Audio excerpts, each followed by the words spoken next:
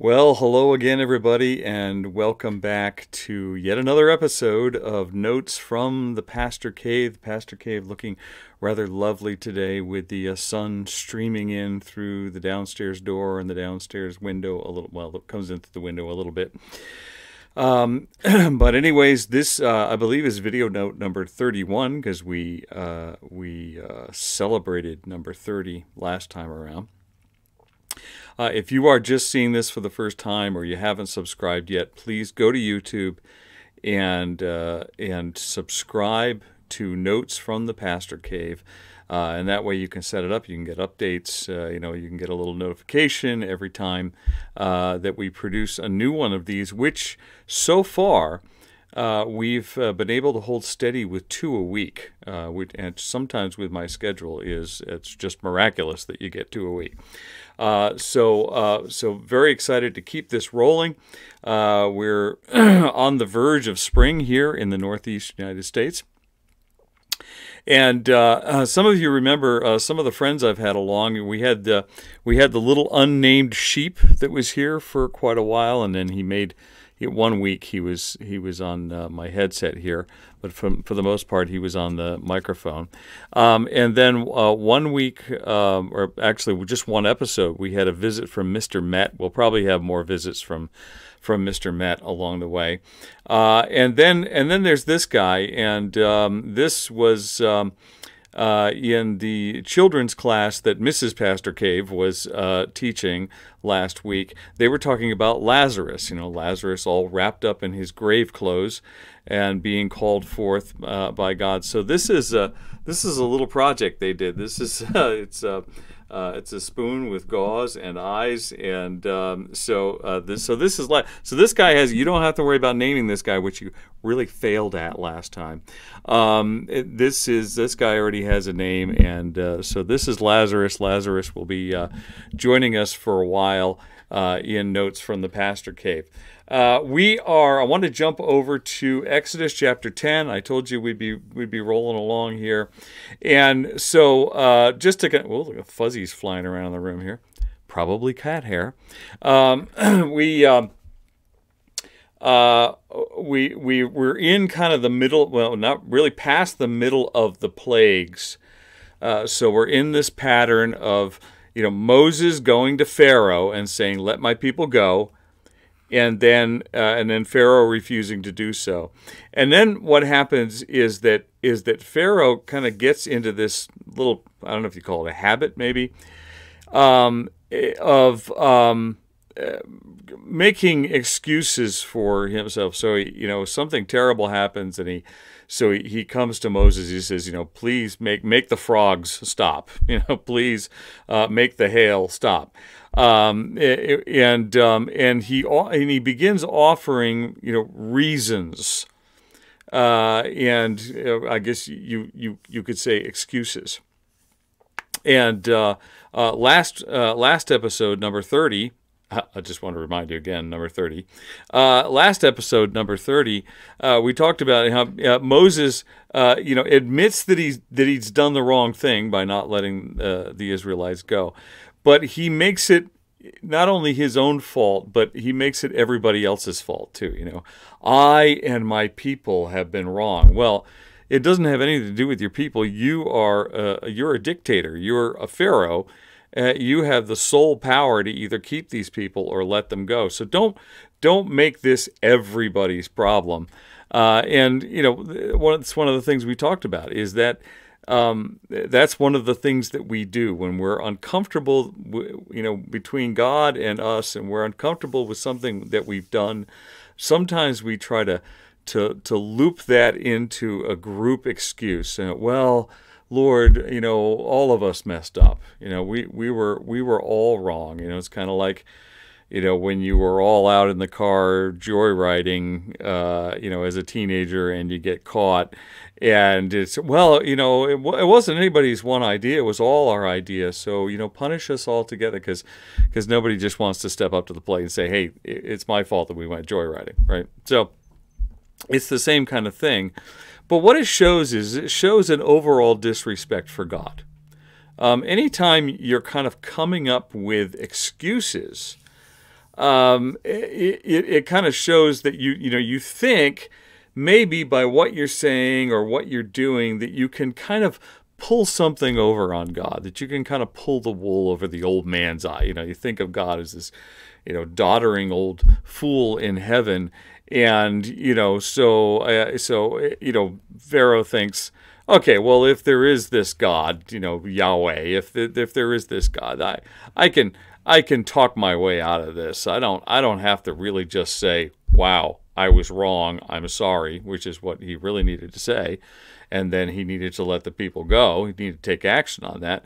He doesn't have to do that as long as he kind of treats God with this contempt.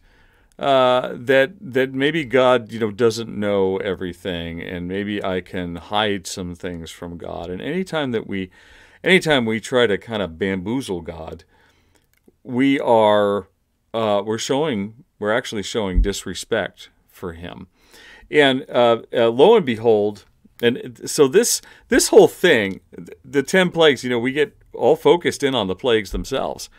But the 10 plagues really become a study in human nature in as far as this idea of excuses that we make to God for when we've done wrong, and we know we've done wrong, but we don't want to leave our position because we're proud. So we make excuses before God. And really Pharaoh becomes a great study in all of that. And it happens again in chapter 10, as I was mentioning before.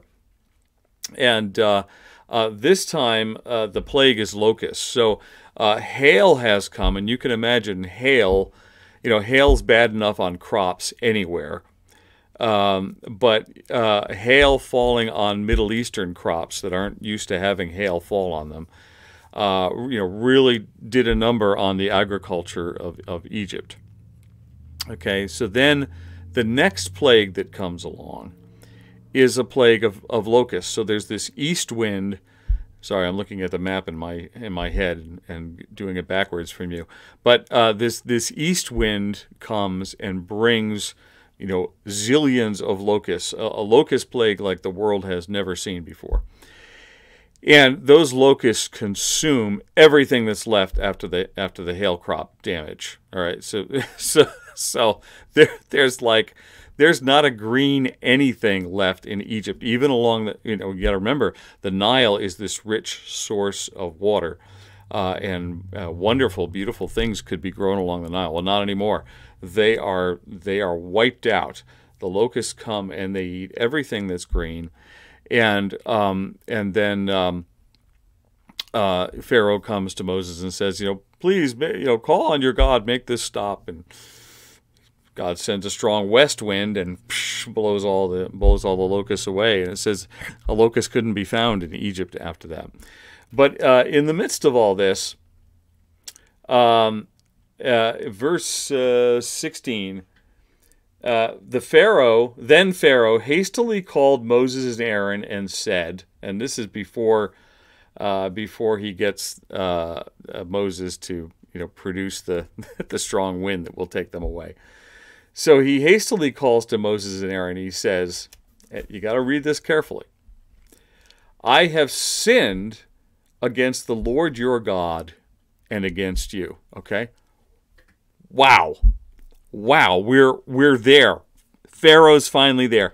He finally is just, he's not blaming us or, wow, the whole group, we all messed up. He's saying, I have sinned against the Lord, your God. Okay, not our God. Little technicality there, but hey, we're making progress, right? Maybe? No.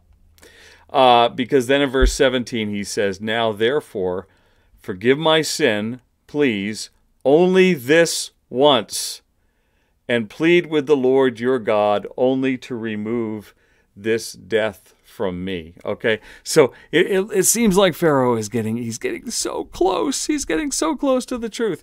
But actually what he wants is He just wants relief from this one thing. Okay, so all right. I'm not going to take responsibility for the list of sins and for the list of times that I haven't listened to God. But I'll take responsibility for this one. Why? Well, because I want the pain to stop. And he just wants the whole locust thing to stop. Okay, so I ask God to forgive me for this one thing. I don't want to talk about all the other stuff that I've done, because I still want to hang on to that stuff. But this one thing that I've done, I want forgiveness for. And so we went out from Pharaoh and pleaded with the Lord. God turned the situation around. Okay. But this really needs to hit home with us, because something that happened 4,000 years ago. But this needs to hit home with us, because we do the exact same thing. We have pain in our lives, we have trouble in our lives, we have trial in our lives. Something goes wrong, the wheels come off, and what we want to do is we want to go to God for this one thing and say, all right, God, maybe I messed up here, and so the pressure's really on, and there's a lot of pain involved with this, and so I want you to forgive me, and I want you to forgive me because I want the pain to go away, not because I'm repentant, and not because I realize that I've done wrong, or even want to admit that I've done. I just want the pain to stop. Okay, and so that's seeking forgiveness from God, really for the wrong reasons. Okay, because if we put ourselves into that position, we can still keep the list of all the other things that we're making these big messes with in our lives with, and this whole list of behaviors that we don't want to stop, and thoughts that we don't want to stop having because we enjoy. Oh no, Lazarus is falling, and all of those kinds of things. We want to hang on to everything, except we'll confess that one sin that we think has led us to the present pain that we're in. You understand what I'm saying? And that's not any way to get anywhere with God, and it's not any way to get anywhere in our own lives. That's never if we're just looking for forgiveness piecemeal for different little things, because we want the pain to stop. Okay, that's never going to change us. That's never going to make us into the people that we need to be. The only way to start on the road to being the people who we need to be is to seek complete repentance, complete forgiveness, so that all of my life can be turned over to God. The good, the bad, the ugly, the skeletons in the closet, the in-laws, the outlaws, the whole thing. Just taking the whole pile and giving it over to God and saying, Lord, I surrender all of this, and I confess all of my sins. And I'm not doing it just to get out of a tough situation. I'm doing it because I want to change, and I need to change, and I need you in my life. That's it for today. Hope you're having a wonderful day. Vita brevis gloria aeterna. Life is short. Glory is eternal.